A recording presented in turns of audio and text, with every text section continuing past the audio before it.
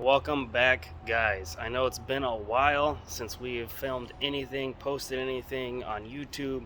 However, the season's coming to a close. The chaotic mess is starting to get a little more organized. So today I'm going to go ahead and run you through basically a quick little overdraft on what we got accomplished this year. Kind of keep you up to date on some things, and then we'll end it with a little bit of douching around on a customer car that has been a long-term project. So this might not be the most exciting video, but I figured it'll be a good opportunity for me to learn how to edit some videos myself, and I guess get something out there for you guys. So anyway, stay tuned, and we'll go ahead and run through some of these cars and let you know what we got going on. So of course, as you all know, Dirty Dan was our springtime project for me personally, for the shop, and it made its awesome appearance this spring on deadline, and it survived the entire season with back-to-back daily abuse. It was a riot.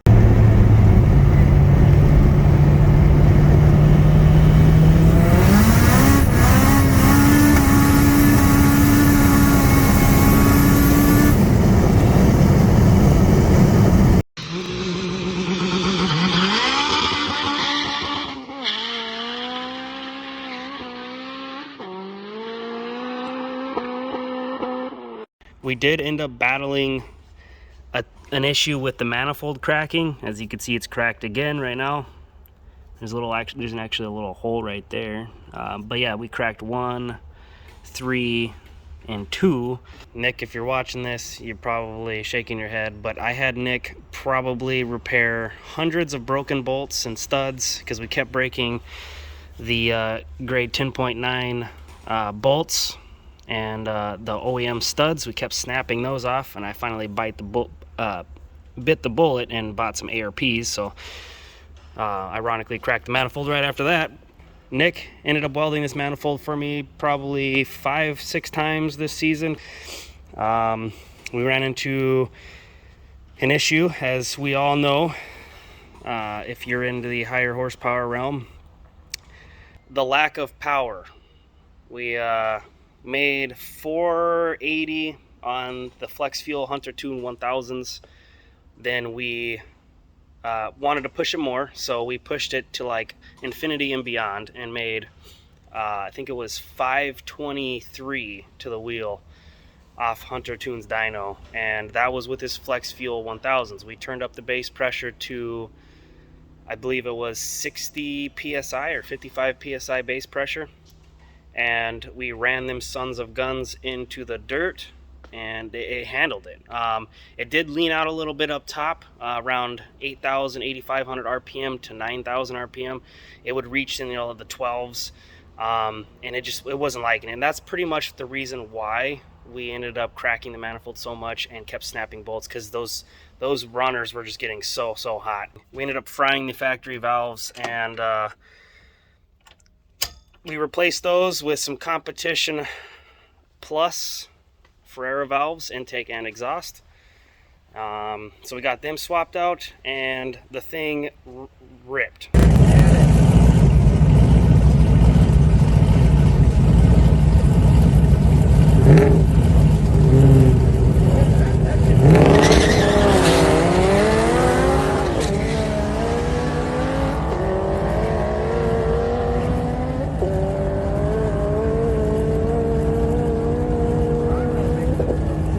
We swapped out the flex fuels for Hunter's new Bosch 1500 injectors, and we went back and made, I think we made like 630 to the wheel or 627 to the wheel, and then we went to the track. Great experience. Hunter was there with us the whole time, getting me dialed in, helping me get familiar with the track, the car, the power.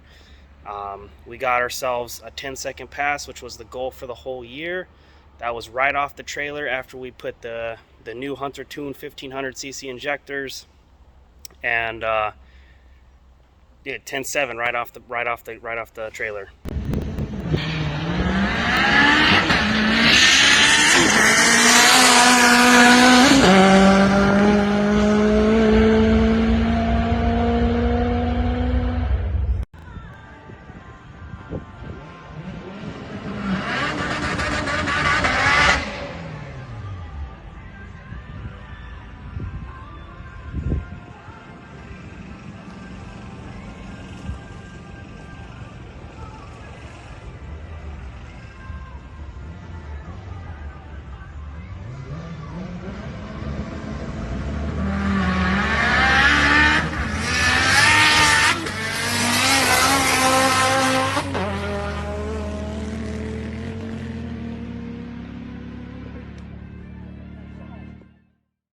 However, our season, though rather successful, came to an abrupt end. It was actually due to the turbo, this old Garrett, shitting the bed. So that was a dual ball bearing turbo. It is now a no bearing turbo. It's an unfortunate case, but the turbo was old, it was tired when we threw it on in the spring, and we knew it was going to be an issue later on eventually. I'm surprised it lasted this long. It ran great, it ran good until it didn't. So we cracked the manifold, blew the turbo up. This winter we're going to be changing the setup quite a bit. We're going to be changing the chassis. We're going to be going to a lighter chassis, a better, more efficient turbo setup. And of course, we're going to be rocking that Hunter tuned turbo. I will not disclose the size yet because I don't even think I know. But this thing's going to be a ripper.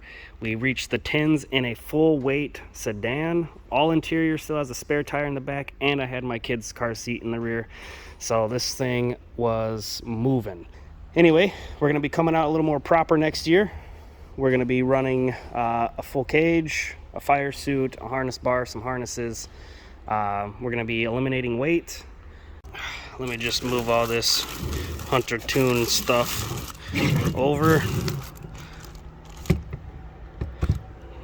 so we can check out the new slick setup for the Dirty Dan. These are the VMS with the 13-inch slicks. These things were used when I got them, but they put in the work. It's kind of a bummer because I had bought some, I think they were Willwood. Yeah, Willwood 4-pot, a big brake kit, basically 11.5-inch rotor setup with 4-pot pistons. Sorry, 4-pot calipers. So I bought those literally a week before I bought these slicks. And obviously, as you know, if you run slicks or you have any experience with slicks and a Honda hub, Honda spindles, the 11-inch rotor caliper setup do not fit 13-inch slicks unless you do some modifications to the caliper. And although I am very tempted on doing so, I'm not sure if I want to cut or grind away on these Willwoods. But I bought some Willwoods. These will probably end up just going on the EM1, just because that thing's going to be on 15s the whole time anyway. So, but I do have those. Kind of a bummer I can't use them on the Dirty Dan, but it is what it is. And we did also, amongst the chaos of this year, we ran an issue into fourth gear. I got a little excited and I ended up breaking fourth gear. I shredded fourth gear entirely and had to rebuild the trans. The Stage 5 Clutch Masters clutch kit we had, that really cheap clutch kit, because you know we were balling on a budget. That thing got a little coolant or grease or something on the clutch pad, and it caused it to slip when we hit 600 to the wheels, and we ended up just popping that clutch out when we rebuilt the trans, and we put a competition twin disc in the car. So now the car definitely is not budget anymore. Twin disc, slicks, better turbo, better manifold. We're probably going to swap the manifold out for a Victor X intake manifold. I've had really good experience with them. And then we'll probably redo some of the piping to fit a little better. And who knows, maybe make some other changes as far as cams and all that other stuff. But only time will tell.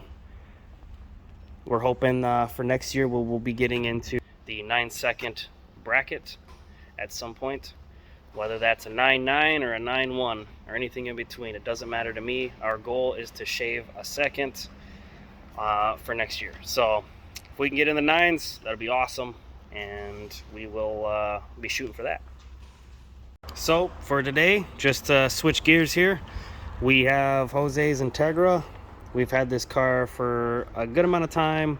It's been nothing but headaches, nothing but problems. I've probably rebuilt the engine in this dang thing for, I don't know, 3 times or so now. Come to find out, you know, we kept cracking sleeves in this thing, not even making 400 horse. We had some cheap AutoZone injectors in this thing. We ran them through the injector tester, and they weren't spraying correctly under high load. They were just streaming like a hose.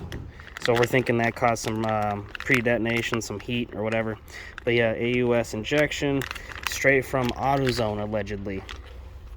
Now we have some Hunter tuned flex fuel injectors in there. We're going to be converting the fuel system over to E85, up the base pressure on the regulator, and another fresh engine.